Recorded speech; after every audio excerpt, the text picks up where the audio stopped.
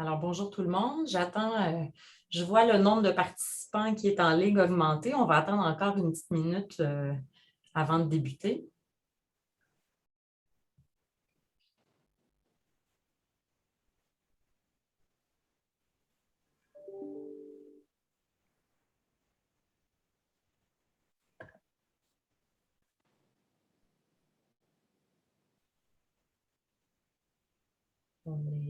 Ça s'en vient. Lentement mais sûrement, le nombre d'invités, le nombre de participants augmente. Je vais attendre un petit peu encore et dans une petite minute, on va commencer.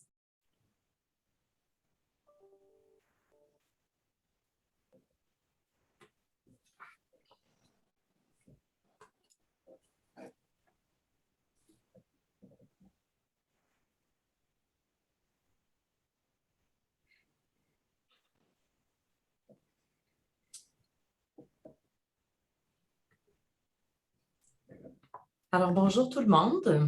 Ça me fait grand plaisir de vous accueillir à ce panel sur la science et l'innovation dans nos municipalités. Je m'appelle Marie-Soleil Cloutier, je suis professeure au Centre Urbanisation Culture Société de l'INRS, professeure en études urbaines, grande partenaire de MITAC dans mes propres projets de recherche. Donc, ça me fait vraiment plaisir d'être votre animatrice aujourd'hui, votre modératrice. Mon rôle principal est de donner la parole à nos éminents panélistes qui sont avec nous aujourd'hui. Je vous les présente sans plus tarder. Nous avons avec nous aujourd'hui Rémi Quirion, le scientifique en chef du Québec. Merci, M. Quirion, d'être là. Luc Sirois, l'innovateur en chef du Québec. Donc, merci d'être là, Luc. Ancien, d'ailleurs, collègue sur le CA de l'INRS. Ça me fait toujours plaisir de le revoir. On a Svetlana Solomikina, qui est directrice générale de la zone d'innovation de Bécancour. Merci d'être là, Svetlana. Simon Barnabé, professeur titulaire de la chaire de recherche municipale pour les villes durables à l'UQTR et qui vient de me dire qu'il est aussi un gradué de l'INRS, donc ça me fait grand plaisir. Et Jessie Vincent Erscovici, j'espère que je l'ai bien dit, je ne t'ai même pas demandé, Jessie, désolée, qui est vice-président développement des affaires chez MITAC. Donc, sans plus tarder, je voudrais juste vous dire brièvement comment va se passer la prochaine heure. Alors, on a un premier 10 minutes où je vais donner 2 minutes à chacun de nos panélistes pour nous parler sur une question un peu plus spécifique qui les touche plus spécifiquement sur notre thème d'aujourd'hui qui est l'équation innovation ou je ne sais pas, c'est bon de dire équation, innovation et municipalité, puis comment on peut en faire une équation, c'est peut-être ça que je devrais dire.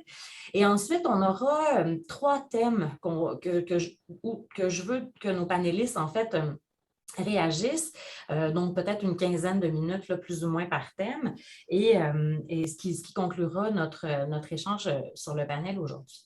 Vous avez vu, je crois, quand vous vous êtes mis en ligne, que ce panel est enregistré, mais je ne suis pas certaine qu'il va être disponible après. Je ne me souviens plus, Jessie, ce que tu nous as dit là-dessus. Donc, Nous allons essayer de le rendre disponible. On va voir la meilleure façon de le faire. Donc, restez avec nous, mais ça devrait être une option si c'est possible. Excellent. Alors, merci beaucoup, Jessie. Alors, sans plus tarder, justement, je vais commencer avec vous, Jessie, sur l'importance du rôle des municipalités en ce qui concerne l'interaction étroite avec les citoyens, peut-être aussi le rôle de MITAC, des étudiants, du milieu de la recherche à l'intérieur de ce bouillon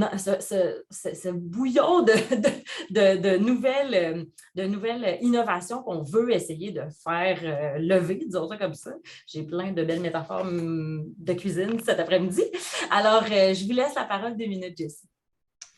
Merci beaucoup, Marie-Soleil. Je tiens premièrement à surligner, étant donné que nous sommes ici, et c'est une nouvelle relativement récente, peut-être féliciter M. Quirion en tant que premier président francophone du Réseau international des scientifiques en chef et des conseillers scientifiques. Et je dirais aussi le seul représentant d'une province parmi les 110 pays. Donc, c'est quand même toute une nouvelle. Donc, vraiment, gros félicitations, M. Quirion. Et nous sommes bien représentés, évidemment. Merci bien. Merci à toi. Merci à vous tous.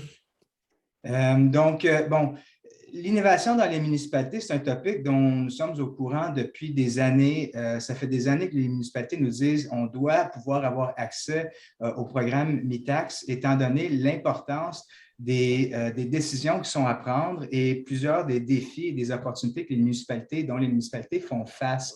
Donc, il y a une opportunité qui est là.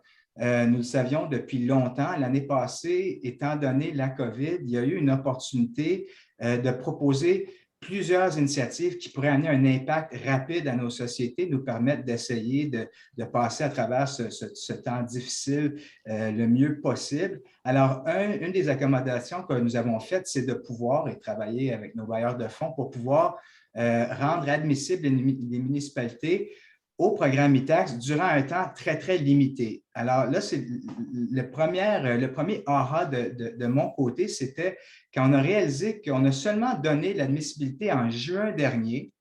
On ne pouvait pas déposer un projet à partir du 1er avril, donc 31 mars, c'était l'échéance. Donc, en 7-8 mois à peine, les municipalités ont été capables d'entendre que c'était une option, de se mobiliser, de prioriser leurs besoins, de venir trouver des chercheurs qui seraient intéressants et qui pourraient solutionner ces besoins-là, scoper en bon français des projets, déposer des demandes, tout dans un clin d'œil en 7-8 mois. Et pourtant, on a eu des projets à travers 8 provinces dans un territoire, incluant 12 projets au Québec, et des thèmes qui étaient complètement diversifiés à travers un spectre de besoins, évidemment des services publics, on s'attend à ça, mais aussi dans l'éthique, les technologies d'information et communication, en agriculture, agroalimentation, durabilité environnementale, technologie prof, gouvernance et politique. Je vais m'arrêter là pour le moment, Marie-Soleil. Je sais qu'on aura du temps pour parler de d'autres exemples, mais c'était un exemple très intéressant de l'agilité, la rapidité dont les municipalités ont fait preuve pour sauter sur l'opportunité et solutionner certaines des problématiques non anticipées. Donc, très intéressant déjà à premier niveau. Oui, oui, puis je suis une des premières à être vraiment, vraiment contente de ces nouveaux liens entre MITAC et les municipalités. Je voulais vous donner la parole, M. Quirion, sur l'idée que finalement, les municipalités peuvent être bénéficiaires de la science, des avantages de collaborer avec une municipalité, des deux côtés même. Je mets la lumière sur les municipalités, mais je crois qu'aussi le milieu de la recherche peut gagner de tout cela. Est-ce que vous auriez quelque chose à nous dire là-dessus? Oui, merci bien et merci encore pour l'invitation. Un plaisir d'être avec vous. Et nous, ça vient un peu, et Simon le sait assez bien, là, ça vient certaines activités au niveau du gouvernement du Québec, les liens avec les décideurs au niveau du gouvernement du Québec en disant, ben, vous devez baser vos décisions sur la base de données probantes, vraiment d'avoir des données, des chiffres pour être capable de prendre vos décisions. Et on organisait avant la pandémie, bien sûr, là, des petits déjeuners à l'Assemblée nationale, où là, c'est les élus qui décident des questions, c'est pas nous, là. Puis on invite des chercheurs à venir discuter avec eux. Et à un moment donné, après 1 an et demi peut-être, là, les gens de la Ville de Montréal nous ont dit, ben, nous aussi, on aimerait avoir ce genre d'activité-là, où là, des chercheurs viennent parler aux décideurs sur des questions très de priorité pour la Ville. Par exemple, les inondations, par exemple, la radicalisation, l'urbanisme, etc., etc. Ça, c'est un aspect. L'autre aspect, c'est mon chapeau plus au niveau du réseau international des aviseurs scientifiques. Et on a l'opportunité dans ce réseau-là de donner des avis, par exemple, à l'Organisation mondiale de la santé, différentes composantes des Nations unies, donc de très haut niveau, avec des consortiums internationaux qui vont donner des avis. On arrive au niveau d'un gouvernement national, gouvernement fédéral au Canada, un peu la même chose, gouvernement du Québec. Mais lorsqu'on arrive au niveau d'une municipalité, d'une ville, le type d'avis qu'on peut donner ou qu'on doit donner est beaucoup plus concret. On est sur le terrain, il ne faut pas juste avoir des grandes théories, il faut que ce soit très pratique, très concret, mais encore là, basé sur des données.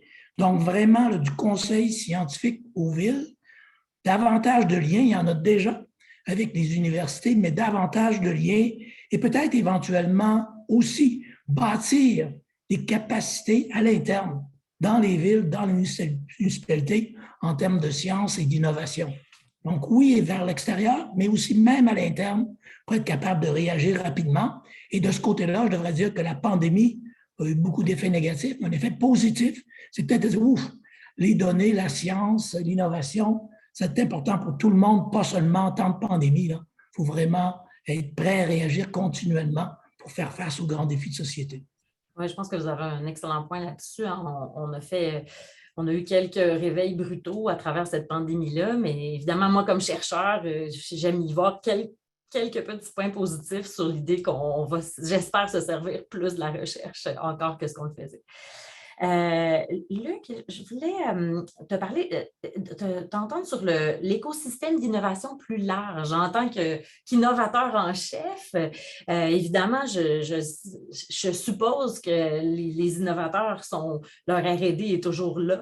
Ça fait partie de l'ADN de tout réseau d'innovation, mais quel est le lien avec cet écosystème québécois, canadien, mondial-là et ce Il y a qu'on peut faire plusieurs choses à dire. D'abord, un écosystème d'innovation, des communautés d'innovation, puis il y a beaucoup de travaux là-dessus qui démontrent l'importance de la communauté, la nature locale de la chose est fondamentale. Il y a des écosystèmes d'innovation dans le monde qui ont été géographiquement quand même relativement concentrés et puis la capacité de créer des liens, d'avoir une mixité d'acteurs de recherche, acteurs de l'industrie, de faire le transfert de l'un à l'autre, création d'entreprises. Vous savez, il y a des données, par exemple, qui montrent que quand on parle de valorisation, de transfert de la recherche vers le milieu preneur, quand on regarde qui sont les entreprises, où elles sont situées les entreprises par rapport à leurs universités, celles qui prennent les technologies, les brevets, les licences des universités, bien, elles sont en moyenne à moins de 30 km. Donc, il y a une notion de l'importance de la ville, de la municipalité comme dans un écosystème. Ça, c'est d'une part. D'autre part, quand on parle de stimuler l'innovation, il y a l'aspect d'innovation technologique, puis il y a l'aspect d'innovation sociale aussi. Dans les deux cas, la municipalité, la ville a un rôle fondamental à jouer. Et puis, on l'observe dans plusieurs nations du monde. Quand on pose la question sur l'innovation durable, qu'est-ce que le gouvernement peut faire? Bien, il y a plein de choses qu'un gouvernement régional ou national peut faire, mais il y a énormément que des gouvernements locaux peuvent faire dans les questions de lutte au changement climatique, mais aussi dans les questions plus larges de vie en communauté, de développement d'une communauté durable, plus inclusive, plus bienveillante, qui prend soin de ses aînés, qui propulse ses jeunes. C'est fabuleux ce qu'une ville peut faire. Puis finalement, en termes d'adoption de technologie, d'être les créateurs de technologie avec des PME, avec des entreprises ou d'être les premiers clients qui en font la démonstration, ça aussi, c'est deux rôles fondamentaux et extraordinaires que les villes pourraient jouer. Mais le défi, Marie-Soleil, bien, comme Jessie l'a dit en ouverture, c'est que ce n'est pas naturel. Les municipalités ont mille et une barrières à franchir, puis de difficultés structurelles mises autour d'elles qui les empêchent de pouvoir jouer ce rôle-là pleinement de moteur de l'innovation dans un écosystème. Oui, puis on va avoir le temps d'y revenir tout à l'heure parce que je vais vouloir vous entendre un peu plus longuement là, sur les défis à relever. Mais c'est clair qu'il y a de la volonté qui est là, assurément. Puis la géographe. Ben oui, écoute, on a 130 personnes qui viennent nous écouter. C'est incroyable. C'est un sujet qui capte l'imagination parce qu'il y a beaucoup de leaders de communautés très, très engagés, très motivés, qui veulent s'impliquer, mais qui ont des difficultés, mais qui voient l'opportunité de la municipalité pour l'innovation. Oui, puis j'allais dire, la géographe en moi aime beaucoup ce point sur le fait qu'entre les innovateurs et les municipalités, ça se passe à 30 km ou moins. Le spatial is special, qu'on dit. Hein? Ben, ça fait vraiment un bon lien avec la question que je voulais poser à Simon parce que vous êtes en train de le faire avec la ville de Victoriaville. J'aurais voulu vous entendre un peu sur cet exemple concret là, de chaire de recherche. Oui, bien, effectivement, ça fait longtemps que je fais des projets de recherche avec la ville de Victo. Je les ai accompagnés depuis un bout de temps dans plusieurs de leurs dossiers prioritaires, puis aussi dans leurs relations internationales. Fait que j'ai toujours interagi avec leurs décideurs municipaux dans ces différents dossiers-là, puis ça m'a vraiment permis de développer un excellent climat de confiance. On a voulu vraiment monter d'un cran notre collaboration. Puis c'est comme ça qu'on a démarré ce qu'on appelle une chaire de recherche municipale. On voulait vraiment que ça soit différent d'une recherche normale en partenariat. D'abord, c'est la façon dont on a préparé ça. On a présenté le projet de chaire aux élus municipaux pour avoir leur bénédiction, si on veut. Ça, c'était quelque chose que je pense qui était très important de faire, vraiment les amener dans le processus de la création de cette chaire-là. Puis, la façon dont on leur a présenté ça, on a présenté ça comme un accompagnement scientifique ou un genre de bureau de la recherche pour la ville et ses organisations de développement économique. C'est de la façon dont on l'a présenté au départ. Puis on a beaucoup utilisé cette chaire-là pour arrimer les visions, spécialement celle de la ville avec les institutions locales. On voulait rapprocher, par exemple, l'UQTR davantage de la ville de Victoriaville et d'autres organismes dans sa région. Puis on a travaillé aussi, on a utilisé la chaire comme outil, si on veut, pour élaborer des projets mobilisateurs. Puis on s'en est servi, entre autres, pour monter le projet de zone d'innovation de la ville de Victoriaville. Puis dites-vous que cette chaire-là, ce qu'elle a de particulier, c'est que sa programmation scientifique est vraiment, puis de formation aussi, est en parfaite adéquation avec le plan d'action ou stratégique de la ville. Fait que vraiment, bref, c'est la ville qui influence les recherches d'un chercheur et de son équipe de recherche. Fait que ça, c'est la particularité du type de chaire qu'on a monté. Fait que si vous voyez un peu la proximité qu'on a développée avec les villes, c'est un exemple. Au départ, ça commençait, oui, avec des projets de recherche, des projets Mitax, entre autres, mais éventuellement, c'est devenu quelque chose un peu plus sérieux, une chaire de recherche municipale où la ville s'approprie carrément une équipe de recherche. C'est vraiment intéressant ce modèle-là parce que je crois qu'il est assez unique en plus. Je ne sais pas, Simon, si tu connais d'autres. Oui, c'est unique, mais on aimerait ça que chaque ville de taille intermédiaire, surtout, se dote d'une chaire de recherche municipale pour fidéliser un chercheur ou une équipe de recherche à ses causes. Et on espère qu'après ça, que ces titulaires de chaires-là deviennent, par exemple, des conseillers scientifiques pour les villes. Où, on s'imagine peut-être qu'un jour, il va y avoir des officiers scientifiques titulaires de ces chaires-là qui vont tous se réunir lors d'une grande messe, puis on va répondre à Rémi Quirion et à Luc Sirois de nos aventures et tout ce qu'on apprend sur les villes. Ça serait plutôt bien, ça, je trouve. Excellent. Svetlana, je voulais t'entendre justement sur ce rôle de gouvernance municipale, de réflexe scientifique, puis même, je crois que c'est Luc tout à l'heure qui le disait, de même relance économique durable. Là, Rémi aussi parlait de post-COVID. Bien, on ne sera pas vraiment post, on va être pendant COVID pour je ne sais pas combien d'années encore. Je sais que vous travaillez à Bécancour dans une zone d'innovation, mais peut-être parlez-nous un peu justement de l'importance de ce genre de projet-là pour les municipalités puis l'innovation en même temps.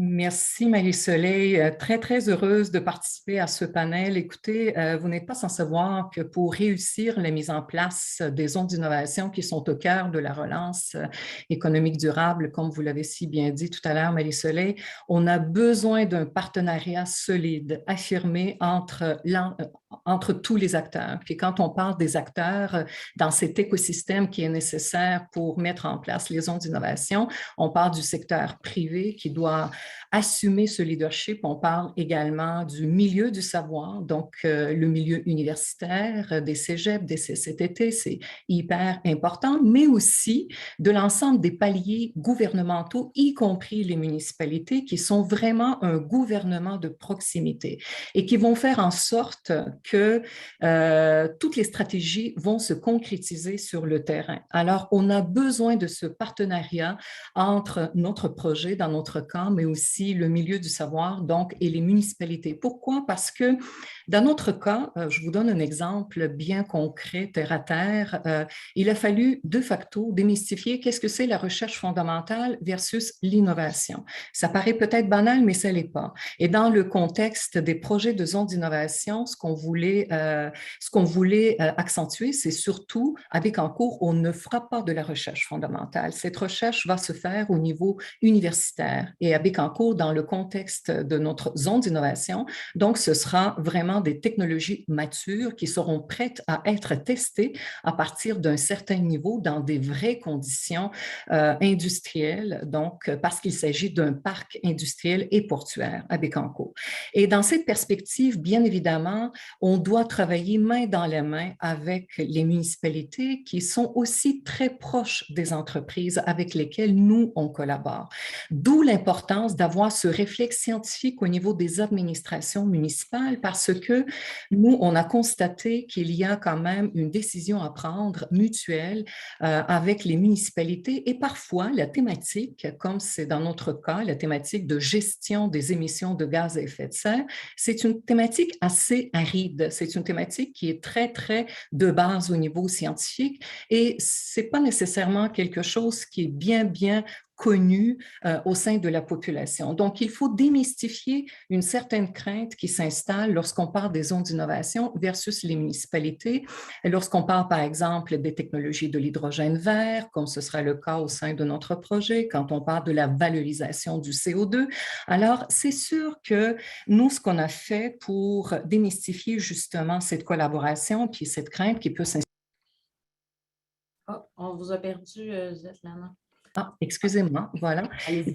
Dans notre cas, ce que nous avons fait, on a établi ce dialogue avec la municipalité qui a été indispensable pour avoir cette compréhension commune au niveau des notions, peut-être un petit peu moins,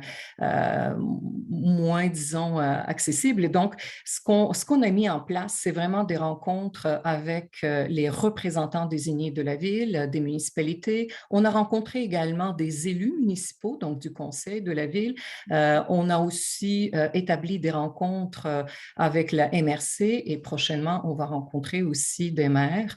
Donc, je tiens à vous dire que ça devient vraiment quelque chose qui est indispensable pour aller plus loin au niveau de la mise en place des zones d'innovation, avoir ce dialogue. Donc, ça, c'était un cas concret au niveau de la terminologie. On va y revenir, Svetlana, mais je veux prendre la balle au bon pour peut-être justement revenir sur ce rôle que devraient jouer les municipalités. Vous venez d'énumérer plusieurs acteurs à différents paliers, puis même au sein des villes. Est-ce que les villes, finalement, ne deviennent pas des courtières, mais on veut peut-être aussi qu'elles soient des acteurs de l'innovation, mais comment? Je sais, peut-être que Luc, tout à l'heure, vous avez brièvement parlé de ça. Est-ce que c'est comment on peut voir leur rôle ou comment on peut les aider là-dedans, chacun? Dans les zones d'innovation, comme on vient de discuter, elle a un rôle à jouer. Le rôle de preneur, de premier, surtout en innovation sociale. Écoutez, en innovation sociale, on tente de trouver des façons de faire du transfert en société et puis d'avoir un impact sur les citoyens dans les questions de l'éducation, de la santé, du soin des aînés, de la vie démocratique, de la vie communautaire, de la lutte à la pauvreté, de la lutte au changement climatique, de la lutte au gaspillage de l'eau.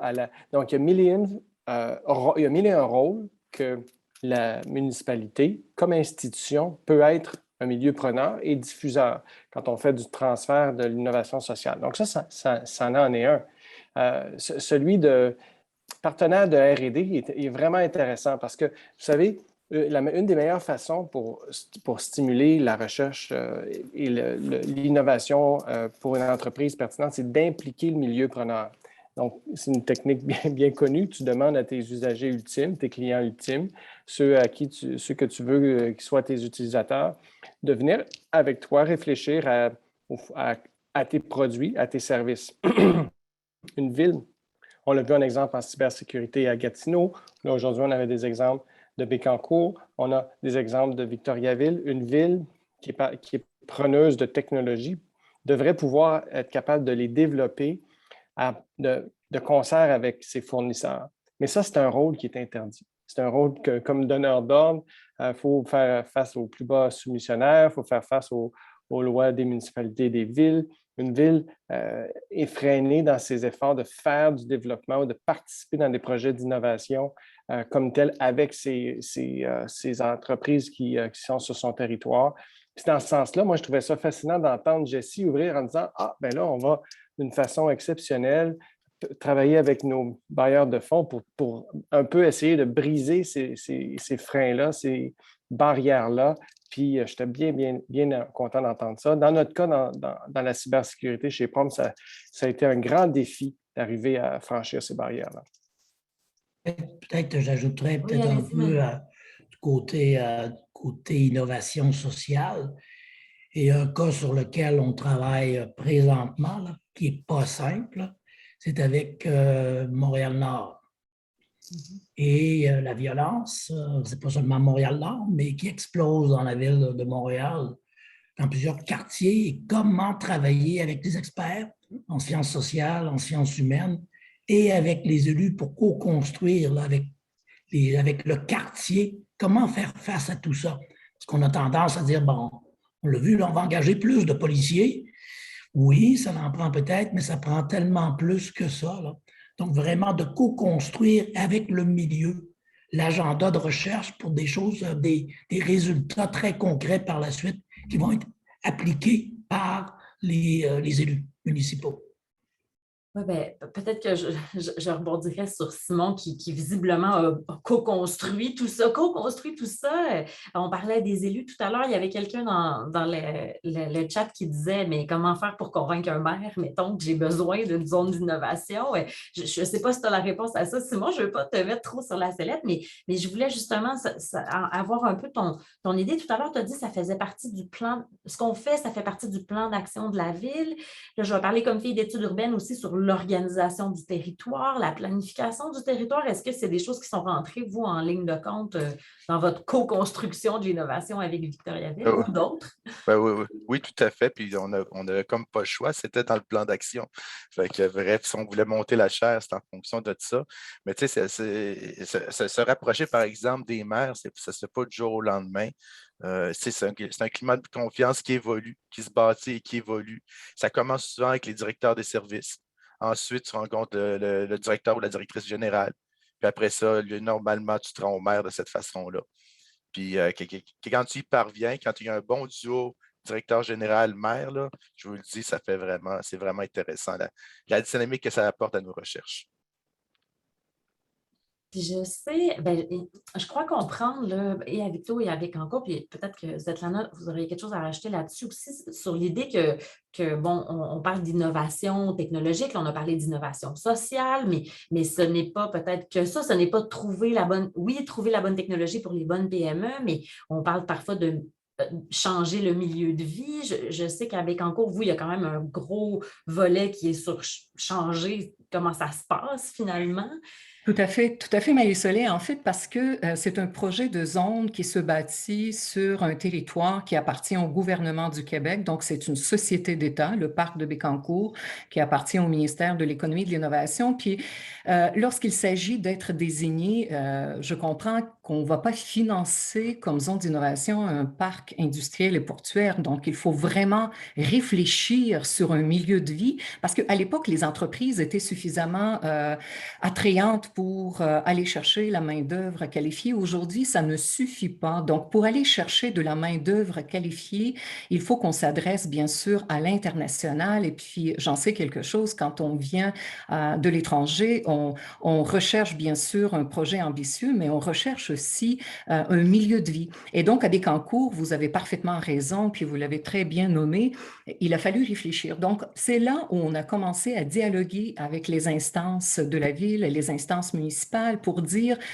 considérant qu'il s'agit quand même de la réglementation axée sur un parc industriel, il s'agit de la sécurité aussi autour de tout ça. Comment est-ce qu'on peut tout de même se projeter dans cette vision par rapport au milieu de vie pour devenir vraiment quelque chose qui est au-delà des infrastructures municipales et du parc industriel et portuaire. Et donc, on a été vraiment très ambitieux dans cette première phase de réflexion en vue de la désignation, puis on a été vraiment, on s'est projeté assez loin, puis on comprend quelles sont les contraintes, mais on a fait un bel effort et puis j'ai hâte d'en parler plus loin de cet effort-là. Donc oui, ça devient primordial. Puis peut-être pour conclure sur cet élément, Marie-Soleil, puis tout le monde, c'est qu'il y a des pôles stratégiques qu'il a fallu identifier à l'intérieur de cette zone d'innovation, puis comment est-ce qu'on peut faire en sorte que tous ces pôles stratégiques physiques sont interconnectés, que ce soit au niveau de la mobilité durable, avec donc les pistes cyclables et sécuritaires, etc. Alors, on a travaillé très, très fort avec les représentants municipaux, puis je suis très, très fière de cette première réflexion qui a été faite dans ce sens-là.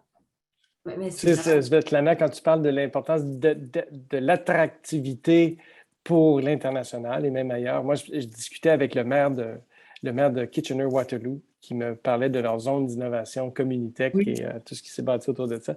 Et l'insistance qu'il avait sur le milieu de vie. Il disait, écoute, tu ne peux pas savoir comment c'est important, le transport en commun, les parcs, les bancs. Il faut créer des endroits où les gens sont heureux de se retrouver, où ils ont la chance de se croiser, où il fait bon vivre. Et ça fait partie de la recette magique. Absolument, absolument. Puis on a été créatifs, écoutez, effectivement, à Bécancour et puis avec la proximité de Trois-Rivières. Donc oui, effectivement, on a réfléchi sur ce potentiel d'attractivité parce que c'est probablement un des rares éléments clés pour aller chercher de la main-d'œuvre qualifiée à l'international. Le milieu de vie, très important.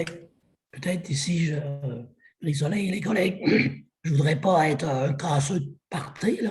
Mais je ne voudrais pas non plus que notre patron, là, Luc et moi, ait plein d'appels demain matin. Là. Il n'y a pas eu encore aucune zone d'innovation qui a été nommée officiellement par le gouvernement du Québec. Là. Par contre, ce qui est super, et on travaille là-dessus sur différents groupes de travail, ce qui est super, comme ça a été mentionné, ça a vraiment donné énormément d'élan aux villes, aux municipalités, pour commencer à penser à quelque chose peut-être un peu différent, très différent d'un parc technologique. Et en bout de piste, même si certaines propositions, ça ne sera pas vraiment une zone d'innovation, mais c'est très positif, ça va être très positif. Et notre gouvernement, le ministère, veut essayer de continuer à aider, même si ce n'est pas une dénomination de zone, continuer à aider le développement des projets qui ont été soumis, parce qu'on a reçu de très, très beaux projets. Des communautés comme ça qui s'organisent pour un projet de zone, là, elles font des efforts de mettre en lien les entreprises, de les impliquer davantage, s'assurer que l'université est impliquée aussi, que des centres de recherche soient inscrits dans le projet. Donc, toutes ces connexions-là qui se font c'est une cinquantaine de propositions, Rémi, là, si je compte bien. 30 quelques. Bon, et ça doit continuer. Là. Désignation ou pas, dans le fond, c'est pas vraiment ce qui est important. Une communauté qui s'organise puis qui se dit, OK, qu'est-ce qu'on peut bien faire pour briller? Dans quel domaine on peut être bon? Où est-ce qu'on peut s'entraider pour aller plus loin? Ça, c'est précieux.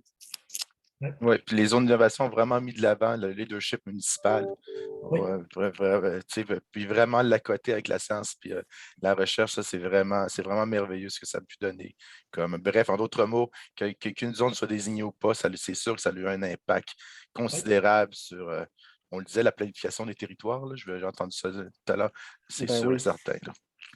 Tout à fait. Le développement socio-économique qui va être quand même assez spectaculaire grâce à cet élan. Tout à fait. Vous savez, moi, j'ai envie de nommer, on ne l'a pas dit jusqu'à date, on parle de recherche puis d'institutions et tout ça, mais les cégeps au Québec, ça a été une innovation, c'est encore aujourd'hui une innovation sociale. C'est une invention assez unique. Il faut toujours l'expliquer d'ailleurs quand on sort du Québec. Les 2 années là, entre les deux qu'on tout le monde fait. Tout le monde qui a voyagé un petit peu a dû expliquer un petit peu son curriculum scolaire. Mais d'avoir des institutions du savoir, d'enseignement supérieur, avec beaucoup d'expertise, qui a aussi un impact culturel, capacité de formation, le lien avec les CCTT, les centres collégiaux de transfert technologique, qui sont aussi répartis dans les municipalités à travers la province. C'est vraiment exceptionnel. Il y a là, moi, je trouve, quelque chose à exploiter encore davantage qui pourrait faire une grande différence dans le développement de ces dynamiques-là de communautés et d'écosystèmes d'innovation. Ouais. Puis il y a 2 topics, si je peux rajouter, qui ressortent juste pour amener un peu à l'essentiel de ce que j'entends qui est discuté, qui me passionne le plus. Puis c'est un très beau panel et merci encore à tous de vous joindre. Je trouve qu'il y a des thèmes qui sortent qu'on n'entend pas à tous les jours. On arrive on parle de cette question-là de tellement de points de vue différents. Hein? Tu as réuni un panel très, très diversifié, Jessica. Donc, merci à vous. Et Svetlana, vous disiez, on a hâte d'en parler, on a hâte d'en écouter et ça viendra quand on sera prêt pour, à chaque étape, on attend le bon moment. Mais je voulais juste, il y a 2 thèmes qui sont peut-être à la base de ce qu'on est en train de discuter. Puis un, c'est, vous allez en bon québécois, c'est l'innovation pull. Donc, l'idée de commencer avec un besoin, de commencer avec une opportunité et non pas nécessairement d'essayer de pousser quelque chose qui est tout cuit et d'essayer de trouver un utilisateur.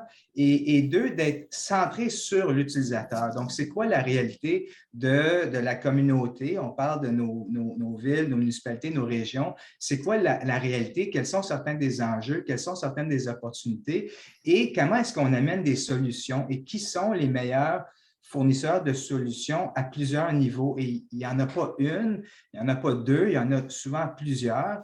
Et la troisième étape, c'est comment est-ce qu'on harmonise entre nous, ceux qui donnent des solutions, pour rendre ça le plus facile à l'utilisateur. C'est une chose d'identifier des besoins puis d'identifier des pistes de solutions, mais si ensuite on dit, voici ton gros livre, ton manuel sur comment tu vas aller courir après chacun, bien là, ça se refroidit très vite. Donc, il y a une tâche de notre côté en termes de tous ceux qui essayent d'amener certaines de ces solutions-là, de travailler ensemble. Et je trouve ça inspirant je dirais dans les dernières quelques années, mais depuis la COVID, il y a eu la COVID a été un catalyseur de forcer à trouver des solutions plus rapidement, de travailler ensemble, de trouver qui amène quoi et comment est-ce qu'on travaille en collaboration pour amener une solution un peu plus facile. Donc, bref, l'Innovation Pool, être centré sur l'utilisateur et peu importe où vit la solution, travailler ensemble pour donner une solution cohérente et facile à accéder pour qu'on puisse vraiment arriver à les actionner. Donc, bon, quelques des petites idées que j'entends circuler. Absolument. Ouais, Moi, je ne sais pas si c'est justement la possibilité, puis je vois les efforts de ce gouvernement-là de faciliter les achats publics d'innovation québécoise ou de peut-être faciliter un petit peu justement la prise en compte des éléments d'innovation, d'autres éléments durables dans les critères de sélection pour faciliter justement l'achat de technologies ou des travaux d'innovation de la part des municipalités. Je ne sais pas si c'est juste ma perception, mais ou si c'est vraiment un frein ou un défi que les municipalités ont. Je ne sais pas, Simon, est-ce que tu en as entendu parler? Dans le chat, il y a quand même beaucoup de gens qui disent, en effet, ben, du côté des startups, si on n'est pas capable de répondre aux appels d'offres parce qu'ils sont trop fermés, on freine un peu. Bon, c'est quand même l'obstacle classique, je crois, là, qui est particulier au milieu gouvernemental et municipal, peut-être, j'allais dire encore plus, je ne sais pas si c'est plus que ça qu'au provincial ou au fédéral. Je ne sais pas si vous avez quelque chose à Oui, ajouter. c'est effectivement un frein. C'est pas facile, mais gardez à l'esprit que les villes peuvent aider les startups autrement aussi, en les accueillant bien, en mettant à leur service plusieurs de leurs employés, la corporation de développement économique, etc. Bref, les villes sont quand même capables d'aider la start-up à monter. Ça ne veut pas dire que la ville va acheter sa technologie, mais du moins est capable d'aider la start-up à faire des économies pour son développement puis d'accélérer son développement. Oui, parce qu'en effet, comme on parlait tantôt de besoins et de potentiels utilisateurs, mais c'est peut-être que ça va au-delà des villes, les potentiels utilisateurs, mais l'incubateur que peut devenir la ville peut être intéressant des deux côtés, assurément. Je voulais, Jessie, je sais que c'est intéressant ce que tu viens de faire comme wrap-up, mais tout à l'heure, tu parlais des projets MITAC et puis de tous les sujets qui y étaient. Puis on a parlé, Svetlana disait, ben formation continue ou du moins pénurie de main-d'œuvre. C'est un truc qu'on entend vraiment beaucoup ces temps-ci. Je sais qu'un des objectifs de MITAC, c'est quand même aussi de former des étudiants ultimement pour qu'ils aillent travailler, qui aident à résoudre des besoins, des problématiques soulevées par leurs partenaires, mais qu'ensuite, ils aient une réelle expérience à moitié sur le terrain, à moitié à l'université. Est-ce que tu aurais des exemples concrets, peut-être quelques exemples concrets des projets qui ont été faits là, dans les derniers quelques mois, finalement? Avec plaisir. Puis aussi, certains des commentaires dans le chat, incluant le commentaire des startups, et même il y avait des discussions qui commençaient dans le monde des médias sociaux en amont de ce panel, très intéressant, qui demandait bien, le rôle de la PME là-dedans, le rôle du secteur privé. Svetlana en a mentionné en entrée de jeu. Et encore une fois, j'aimerais le ramener à commencer du besoin de l'utilisateur. Et c'est une chose de dire, par exemple, Mitax travaille en bon québécois, encore une fois, par la bande avec des municipalités depuis des années, mais on va travailler avec les fournisseurs de services qui ont déjà un engagement. Alors, eux, bon, comment est-ce qu'ils optimisent leur formule? Mais c'est quelque chose d'autre de faire du co-développement de choses qui n'existent pas encore et de commencer plus tôt et de dire, parle-moi de ce que tu essaies de faire. On a toujours fait comme ça, mais peut-être si on modélisait la ronde de lait avant que le camion y part, ou la ronde de sel, ou peu importe, de déneigement, bien, peut-être qu'il y aurait des avantages de ne pas juste suivre le même cahier depuis, bon, peu importe de quand on l'utilise, mais de commencer du besoin et de co-créer avec la start-up, avec la PME, qui n'a peut-être pas déjà l'offre existante. Et c'est facile de dire, va faire de l'investissement, va faire de la R&D, mais ça ne se fait pas tout seul, la R&D. Ça doit se faire en concurrence avec ton utilisateur final. Je pense que M. Serrois qui parlait de ça au début. Donc, il y a quelque chose d'intéressant de permettre une relation un peu plus tôt, avant qu'il y ait un produit fini. Et j'oserais même dire que si ça, ce n'est pas fait, c'est probablement désastreux de trop s'avancer dans une pipeline de produits, peu importe l'offre. Mais je reviens à ta question, Marie-Soleil, désolée, je ne pouvais pas m'empêcher de rajouter ça rapidement. Oui, une grosse panoplie de types de projets, et ce n'est pas juste des grosses villes qui ont sauté sur l'opportunité, même que ce sont les plus petits utilisateurs qui ont utilisé nos programmes durant le pilote l'année passée, ce sont les grosses villes. En dessous d'un tiers des projets, c'était avec les 3-4 grandes municipalités. Le plus grand projet était avec la ville de Kamloops. Le deuxième plus grand projet était la ville de Habur-Breton à Terre-Neuve. Donc, il y a un énorme besoin et appétit vis-à-vis des plus petites villes et les villes de moyen marché, des 50 000 habitants, d'accéder à l'innovation. Je vais vous donner quelques petits exemples. Donc, on a parlé un peu à Bécancour de certaines des initiatives en hydrogène, par exemple, un peu plus techniques. Il y a aussi eu un projet qui essayait de regarder le renouvellement de la politique culturelle des municipalités du comté de Nicolet-Yamaska, de Bécancour. Puis, ils ont pris 2-3 approches intéressantes. Une, c'était une approche de consultation du territoire et des acteurs dans le territoire, mais toutes sortes d'acteurs, pas juste un ou pas juste ceux qui sont déjà en relation avec les preneurs de décision. Dans ce projet-là, il y avait aussi des discussions avec des représentants des communautés Abénaquis, par exemple, et Todanak de Wolinac, et ensuite, et d'autres secteurs culturels, évidemment. Ensuite, d'aller rédiger une politique qui serait soumise au Conseil des maires des municipalités. Donc, on parlait de comment est-ce qu'on influence ou comment est-ce qu'on travaille. Bien, on peut rédiger certaines politiques et aller amener une approche intéressante à considérer, et ensuite un plan d'action qui peut en sortir. Donc, une approche très culturelle pour un problème très, très, très pertinent. Puis je vous donne un exemple très rapide. Je sais qu'on a d'autres choses à dire et je veux laisser le temps à mes collègues.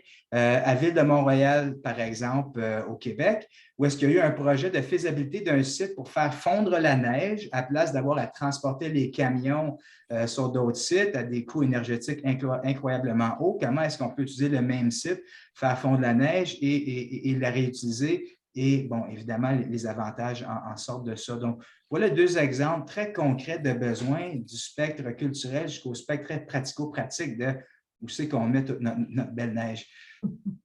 Intéressant, intéressant. Super. On parle depuis tout à l'heure de ce que j'appelle peut-être le réflexe scientifique qu'on voudrait que les municipalités ont déjà, ou on voudrait qu'ils l'aient plus. Le grand rêve de Simon d'avoir des chaires de recherche municipales dans tout le Québec, ça serait très bien. Moi, je suis preneuse de ça. Je voulais peut-être, bon, je sais qu'il y a des initiatives, je voyais tout à l'heure dans le chat, puis Rémi, peut-être que vous pouvez nous en parler plus, le programme Visage au FRQ, c'est nouveau ça aussi. Puis ça va un peu dans ce sens-là, parce que c'est ce que je comprends. Oui, et ça, Simon est aussi bien au courant. Là, ça a été développé par le Fonds Nature et Technologie, en tout premier lieu, par la suite avec le partenariat avec le Fonds Société Culture pour aller avec le volet, ce que commençait Jessie, le volet culturel. Et maintenant, la deuxième compétition, les 3 fonds sont là. Et c'est vraiment, encore une fois, le visage municipal, là, avoir des programmes, des projets de recherche assez concrets avec le milieu utilisateur. Et ça, je pense, j'espère, que dans la prochaine SQRI, aussi les prochains plans stratégiques des fonds de recherche, il va y avoir des investissements beaucoup plus conséquents pour des programmes de ce type-là, avoir des partenariats avec Mitax, il n'y a aucun problème. Là. Je pense qu'il y a vraiment un appétit pour ça. On le voit, on a été inondés de propositions. c'est sûr que ça commence, on n'a pas encore vraiment de résultats, mais je pense qu'il faut aller de plus en plus dans ce sens-là. Et nous, on veut, là, ici, et Luc m'entend souvent sur ça, là, tout ce qui est plus objectif de développement durable, d'équité, diversité et inclusion. Donc, je pense dans le programme Visage municipal, là, on pourrait vraiment faire des avancées significatives dans ce sens-là, que ce soit le climat, que ce soit radicalisation, que ce soit pauvreté, égalité hommes-femmes, tout ça, là, je pense que c'est le genre de programme où ça devient, c'est plus concret que certains autres programmes qu'on finance, par exemple. Oui, puis je trouve ça vraiment intéressant parce que moi, je fais beaucoup de recherche-action. Hein. Moi, je travaille en sécurité routière, on travaille sur la qualité de marche dans les quartiers, par exemple. Et je veux revenir sur quelque chose que Svetlana a dit tout à l'heure sur la vulgarisation scientifique, appelons ça comme ça. Vous parliez de votre exemple de Bécancour, mais je sais que souvent, mes partenaires, ils sont très preneurs d'un petit volet recherche dans un dossier qu'ils connaissent très bien au final parce qu'ils sont sur le terrain, mais d'avoir cette approche scientifique qui parfois, ils ont pas le temps, ils ont l'intérêt, ils n'ont pas les ressources. Donc, ce maillage-là, moi, je pense qu'on a tout à gagner à la fois du côté de la recherche et du côté de nos partenaires, assurément. Je ne sais pas si, Svetlana, vous vouliez aller un petit peu plus loin dans cette idée de la nécessaire vulgarisation scientifique. Ça a l'air d'être un grand terme, là, dit comme ça. Oui. Mais écoutez, c'est pas si gros que ça. Il faut tout simplement faire en sorte que de très, très belles initiatives individuelles, comment est-ce qu'on peut en faire tous ensemble une belle initiative collective? Et c'est sûr que si on veut arriver à ce projet de collectivité, de communauté, ça nous prend bien sûr ce dialogue. Et ce dialogue peut passer, entre autres, par cette notion scientifique. Donc, pour y arriver, on ne demande pas à tout le monde d'avoir une formation scientifique, mais tout simplement inviter à l'occasion autour des rencontres de l'administration municipale un scientifique qui peut démystifier justement certains concepts, qui peut influencer cette prise de décision pour qu'elle devienne plus éclairée, tout simplement. Alors ça, c'est fait déjà dans le passé. Je vous donne un exemple au niveau des technologies de l'information par rapport à des conseils d'administration qui invitaient parfois des gens qui avaient ces notions plus poussées, antiques, et puis qui conseillaient l'ensemble des administrateurs. Ici, c'est la même chose. Donc, c'est un geste concret invité à l'occasion. Puis, éventuellement, à plus long terme, je suis d'accord avec mon collègue Simon, ce serait tout à fait légitime et très, très pertinent en valeur ajoutée pour le Québec en entier d'avoir des officiers scientifiques au niveau du gouvernement de proximité, parce que c'est là où on va faire atterrir les vraies stratégies, les vrais concepts qu'on s'est donnés. Et c'est le temps d'en profiter dans cette relance économique qu'on veut durable, intelligente, dont on sera tous fiers. Oui, tout à fait. Marie-Soleil, je vois comment Mohamed Chériet, entre autres, commente dans le chat sur l'importance de la co-création, pas non seulement pour le succès des innovations, hein, comme on en a parlé, mais aussi pour leur acceptabilité. Ça, c'est vraiment d'impliquer le citoyen, l'utilisateur, le cible ou à l'ultime, là, c'est essentiel dans cet aspect-là. C'est intéressant. Je vais peut-être faire un petit commentaire aussi sur comment Benoît Balmana là, de IVO fait. Oui, j'allais te le demander, j'ai vu dans le chat, moi aussi. Je trouvais ça intéressant. IVO travaille avec les villes pour aider à structurer leurs projets expérimentaux. Donc là, il y a vraiment, puis Benoît nous pointe l'importance de penser, peut-être avant les achats de technologies de la part de start-up ou tout ça, il y a des projets expérimentaux dans lesquels les villes et les municipalités peuvent être impliquées en transport, en mobilité durable en particulier. Là, il y en a plusieurs là, que IVO fait au travers de la province. Parce que c'est quoi IVO, Luc, dis-moi? L'acronyme, je ne me rappelle plus, mais c'est un organisme sans but lucratif qui est dédié à des projets d'expérimentation de la mobilité durable avec les municipalités dans l'écosystème. Quand on finance des travaux, entre autres, là, puis ils sont bien impliqués. On les a vus beaucoup avec Laval, avec Candiac, avec le projet de bus autonome de Candiac, mais maintenant, ils sont dans une vingtaine de municipalités à travers la province à faire des projets d'expérimentation. En termes d'acceptabilité sociale, il y a aussi beaucoup KEOPS, qui a des grands projets d'infrastructure dans les villes. Tout ça, KEOPS est très impliqué là-dedans. Simon, est-ce que je peux t'interpeller sur cette idée d'aller, toi, en tant que chercheur scientifique, vulgariser différents projets auprès de différents publics, là, que ce soit des élus, des citoyens? Comment tu vois ce rôle? Puis, Ah est-ce ben, que c'est le rôle le plus important qu'on a dans notre carrière de c'est professeur-chercheur. bien? C'est Il faut la vraiment réponse que j'aurais convaincre. C'est dû ça moi que aussi, mais on est les ben, deux profs. c'est ça, en réalité, les véritables utilisateurs des résultats de nos recherches, c'est les citoyens. Oui, ça peut être des employés d'entreprise, ça peut être des directeurs d'entreprise, mais à la base, c'est tous des citoyens. Fait que dès qu'on réussit à toucher aux citoyens, ça va. Il y en a beaucoup de citoyens là, avec qui communiquer. Fait que moi, mon truc, c'est de passer par les élus municipaux. Quand tu réussis à en convaincre quelques-uns, en principe, ils sont supposés de convaincre ceux qui sont élus. Fait que, il y a des trucs comme ça, là. Puis d'ailleurs, Simon, peut-être Marie-Soleil, si vous me permettez, Oui. on a déjà commencé cette initiative, hein, cette pédagogie en quelque sorte, en toute humilité, auprès des entreprises de notre parc, en termes d'initiatives concrètes dans le contexte de l'économie circulaire, c'est-à-dire on les rencontre et puis on démystifie un petit peu qu'est-ce que c'est ce concept de zone d'innovation, puis comment est-ce que ça peut servir ces entreprises concrètement pour prendre le virage en matière du développement durable, en efficacité énergétique davantage performante, mais aussi si les entreprises sont plus performantes, plus avec cette philosophie durable, mais c'est sûr que les municipalités également seront gagnantes. Donc, c'est intimement lié cet écosystème. Et puis, dans notre cas, ben, écoutez, grâce à Mitax d'ailleurs, qui nous a permis d'initier ces initiatives de l'économie circulaire, avec Simon, on a rencontré les entreprises avec une escorte, en fait, cohorte d'ingénieurs, de chercheurs et d'étudiants, et on amène des solutions concrètes auprès des entreprises du parc. Donc, c'est une initiative bien concrète qu'on a initiée. Super intéressant. Je prends l'opportunité, si je peux me le permettre rapidement. Il y a un commentaire lié assez étroitement, je crois, à cette conversation immédiate d'Éric Bégin qui parle du défi des villes et des municipalités d'explorer ces moyens, comment aller innover, mais il ne faut pas arrêter les opérations, il ne faut pas arrêter les cellières pendant qu'on essaie de voir si on veut les moderniser ou peu importe. Et je dirais que ça, ce n'est pas un problème juste ou un challenge des municipalités. Je dirais que c'est très similaire au besoin de faire de la R&D dans une start-up ou dans une PME qui a énormément de stress sur ses ressources. On avait parlé plutôt de la pénurie de main-d'œuvre en ce moment, qui est la nouvelle pénurie. C'est moins de fabriquer des nouvelles jobs, mais qui va pouvoir venir les rencontrer?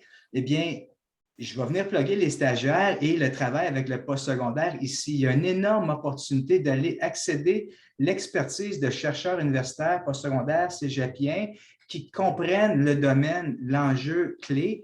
Ce n'est pas nécessaire que la mairesse comprenne les enjeux en détail technique et même, ça serait à éviter. Elle a un autre mandat. Ce n'est pas nécessaire que la PME approfondisse ses connaissances en IA pour explorer des besoins ou des bénéfices de l'IA. C'est là que c'est important de trouver les ressources, trouver les experts dans l'écosystème. Et nous sommes particulièrement choyés. Nous avons un écosystème incroyablement riche. Notre réseau postsecondaire dans cette province est très, très, très forte. Alors, il y a beaucoup d'experts qui sont motivés par les données, qui sont motivés par les problématiques, c'est ça qui leur allume d'aller prendre un nouveau challenge puis trouver une nouvelle application à des outils qu'ils ont développés. Alors, l'expertise, elle est là. Ce n'est pas à redévelopper tout seul pour une PME, une start-up. J'oserais dire un chef d'équipe dans une multinationale aussi a des mêmes problématiques. Et ce n'est pas nécessaire d'aller embaucher tout un étage de staff pour explorer quelque chose. C'est là que le stagiaire peut venir travailler, explorer un thème.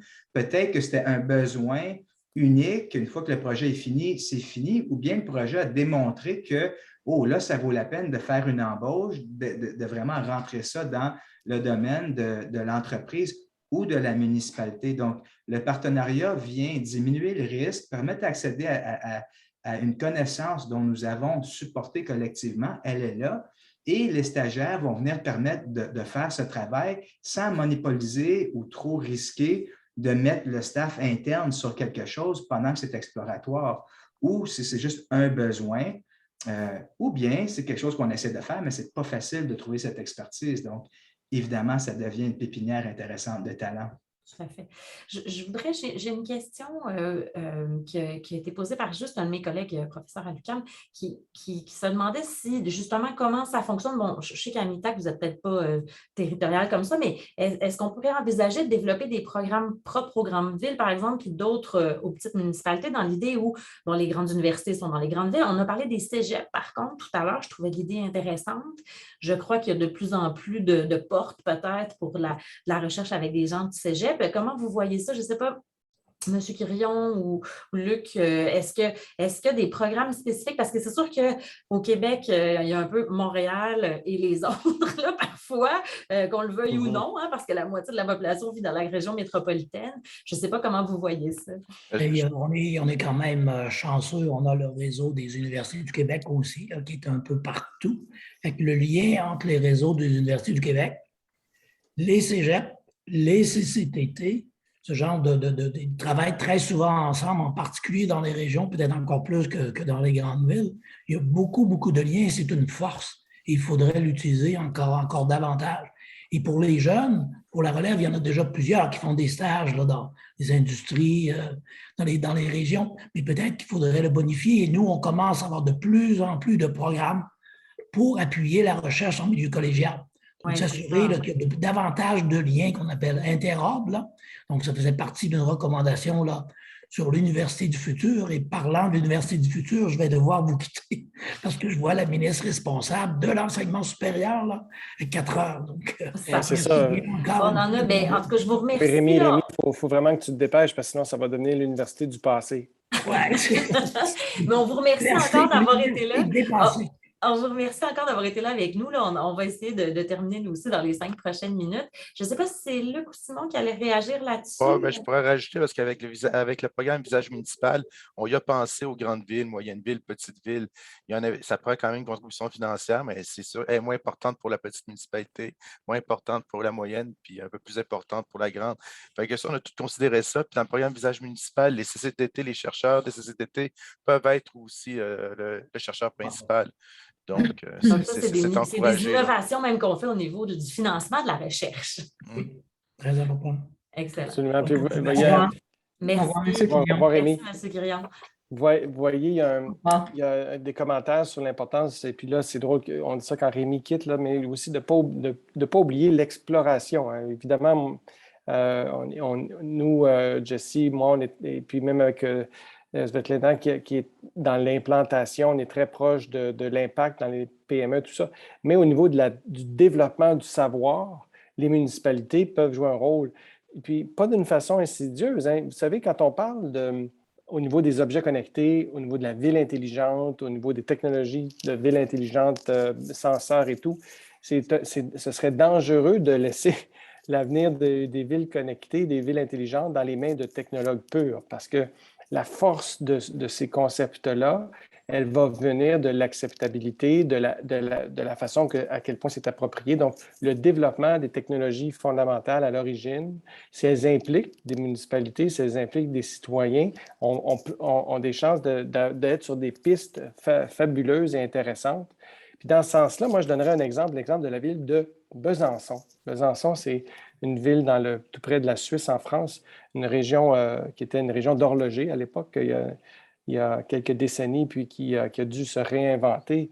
Bien, cette ville-là qui a tout un département à l'interne de ville intelligente, mais leur approche, c'est qu'il y a 0 technologue, que des sociologues. On explore comment une ville intelligente va avoir des gens qui prennent soin d'eux, vont avoir des vies de quartier plus connectées, des gens qui vont mieux se connaître, peut-être explorer des façons de retisser les tissus sociaux à l'ère du numérique. Donc, il y a 1001 questions fondamentales comme ça auxquelles on n'a pas encore répondu et puis où on doit faire de l'exploration. Puis des gens comme Simon, avec des chaires, peuvent avoir un peu de financement à la longévité, l'opportunité de travailler sur des questions de fond sans nécessairement avoir une implication là, demain matin. Oui, tout à fait. Bon, il nous reste 2 petites minutes, donc je ne sais pas si vous aviez autre chose à rajouter. On a parlé de pas mal de choses, hein, les principaux défis. On a des défis peut-être, je vais dire, législatifs, mais ça va au-delà de ça, là, des façons de faire de nos gouvernements potentiellement, mais des défis de faire connaître peut-être les maillages qui peuvent exister même dans une même région entre, on parlait du cégep avec le milieu privé puis le milieu municipal. Je crois qu'il y en a déjà. Je trouve ça vraiment chouette que de plus en plus de gens s'y intéressent à ces maillages-là et à rendre l'université ou les études supérieures, disons, accessibles aux citoyens, comme le disait Simon tout à l'heure. Je voudrais remercier une dernière fois peut-être nos panélistes. Merci à MITAC d'avoir organisé ça aujourd'hui. Visiblement, c'est un sujet qui suscite les passions. Innovant, c'est un sujet innovant. C'est ça. On est vraiment, vraiment contents de vous avoir, assurément pour faire le pont entre nos deux mondes qui ne sont pas si loin de ça. De toute façon, la recherche et le milieu les PME et le milieu municipal ou autres paliers. Je crois que nous, il faut te remercier, Marie-Soleil, parce Merci. que d'avoir une chercheure de l'INRS du Centre Urbanisation, Culture et Société, oui. C'est tellement pertinent. Parce qu'on parle de technologie, on parle de culture, on parle d'urbanisation, on parle de transformation des villes, puis des personnes comme toi font la recherche pour réinventer ces secteurs-là puis nous donner des bonnes idées pour qu'on ait les villes les plus brillantes de la planète. Merci, c'est très gentil. Merci en effet, Marie-Soleil. Je vais rajouter un commentaire. Ce n'est pas nécessaire de tous le faire tout seul. Il y a des liens et des enjeux en commun. Donc, en travaillant ensemble, on peut partager ces innovations. Ça n'a pas besoin d'être toujours de la nouveauté à chaque fois. Il y en a en masse à travailler. Donc, d'aller partager les innovations et les problèmes en commun, les attaquer ensemble, il y a une opportunité à nos sociétés communes directement là. Donc, voilà, gros merci Marie-Soleil. Oui. Merci à tout le monde qui ont mis des commentaires dans le chat. Moi, je pense que je vais faire un print screen avant qu'on s'en aille parce qu'il y avait pas mal de choses intéressantes là aussi. C'est fou, les gens sont en feu, là, ça s'échange. Non, mais oui, il y a un autre panel qui a lieu en parallèle avec 108 panélistes à côté. Là, ça s'échange des idées, des commentaires, c'est fascinant. Merci beaucoup tout le monde d'être là. Continuez d'être des innovateurs, innovatrices, pousser la limite. Puis oui, ça veut dire faire des choses peut-être un petit peu différemment, mais vous voyez beaucoup d'avenir. Nos étincelles, oui, d'innovation. Au revoir, merci. Merci tout le monde.